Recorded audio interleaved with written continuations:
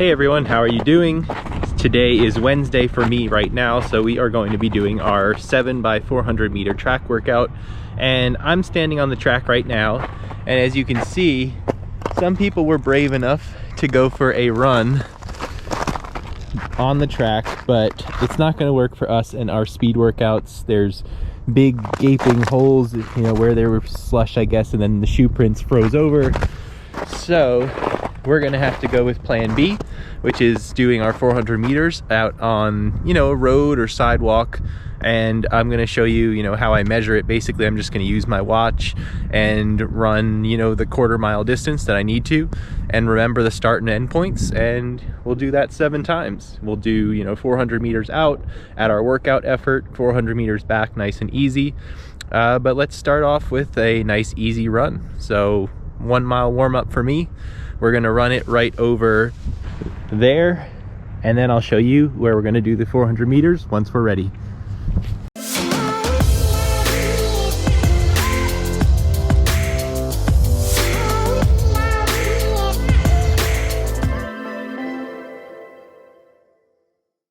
Okay, so with our warm-up done, here's what we're going to do. We've got a section of road right here where I've got at least a quarter mile. It's not perfectly flat, it's not completely cleared out, but this sidewalk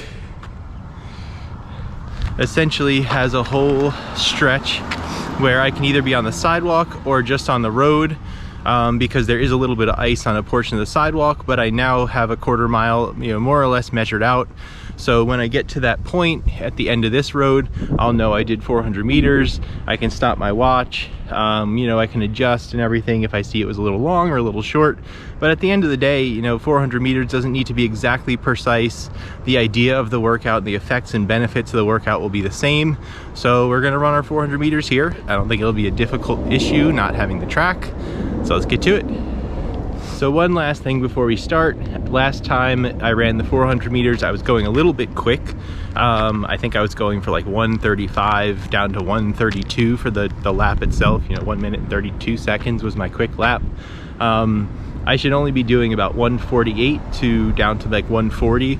So I just need to adjust my pacing, and that should land me at my appropriate speed and everything for these 400 meters for my current fitness. So let's go through that, see how it goes, and now let's actually do it.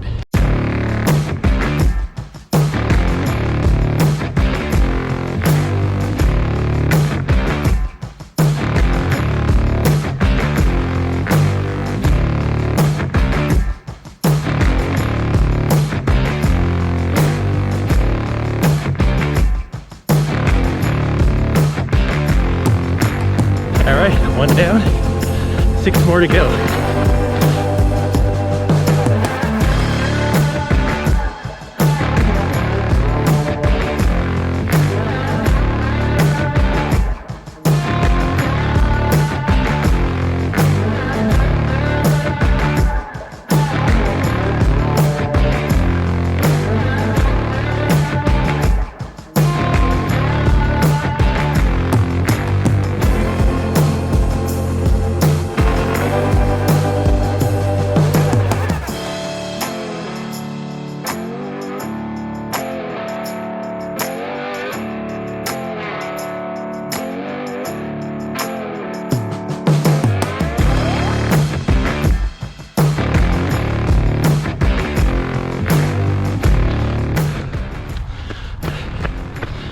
Five down, 1 to go, 2 to go. Definitely feeling better at this pace. Like the recovery is enough time to make up for the pace I'm running these 400. So it's going well.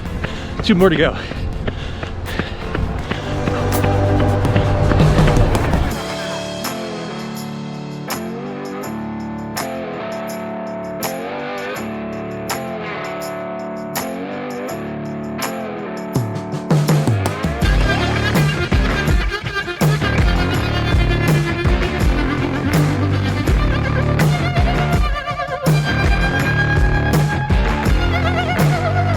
There's a tiny hill you probably can't even see, but it's making it hard having a little incline in a 400 meter workout.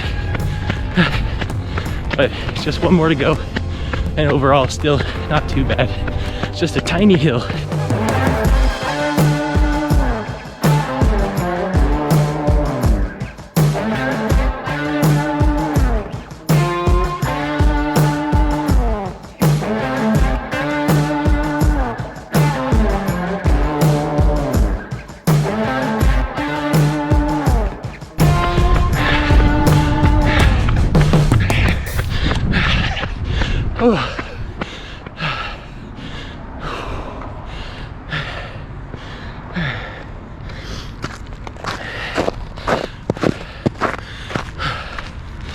All right, that's number 7.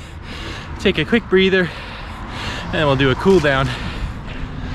I don't know how well you can see this, but the entire field is just ice.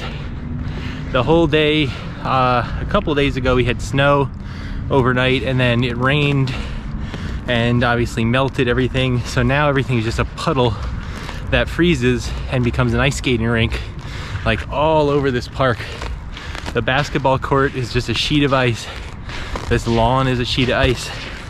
It's kind of fun, but it's crazy, crazy winter so far. All right, let's do our cool down and then we'll go over how everything went with the paces. Frankly, I don't even know yet. I have to get inside and look. So let's go do that.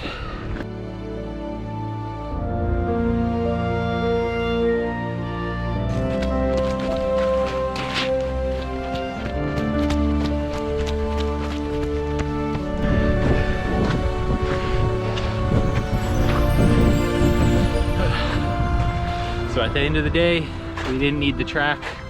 We got it done out on the road. Went well.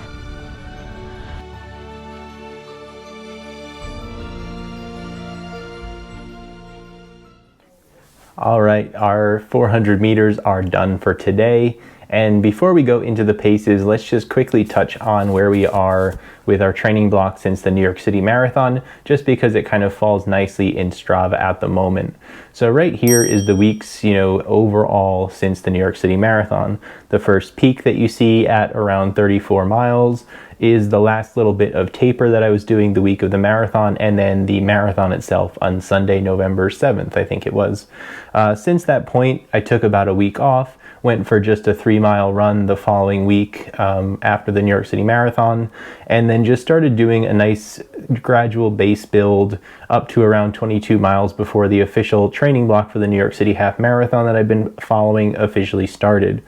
Then once we got into the actual training block, it started down at around 17 miles, went up a little bit, had a low point because we had kind of a 5K time trial that we did, and it's been building back up with over 20 miles last week, and this week should go over 22 miles when all the training's said and done for week 5 that we're in right now. So it's going to start to build up again gradually in the actual training block, but I just thought it's interesting to kind of see, for those of you that aren't following along on Strava, kind of where our mileage has been going since the end of the New York City Marathon. So with that said, today was our 7x400 meter workout, and I'll put kind of the splits that you can see in Garmin up here. This is kind of the best way to look at it, I think, when doing any kind of repeats or track workout. Obviously, we didn't have access to a track. I told you 2 weeks ago, the last time I had 6x400 meters, you don't need a track. You can do it on the road, and here's the example today.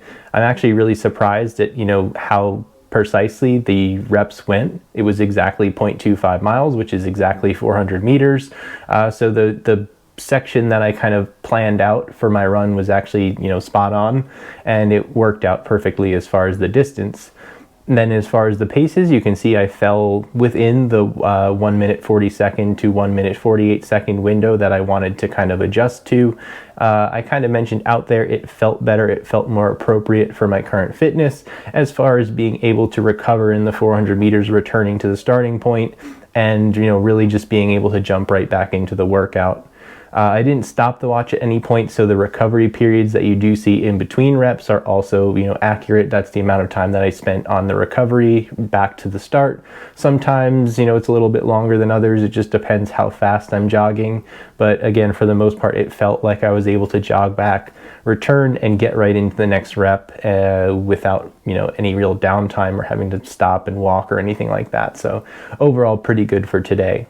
So that's all I have. I hope you enjoyed it. Definitely give me a thumbs up if you made it this far, and I hope to see you all in the next video.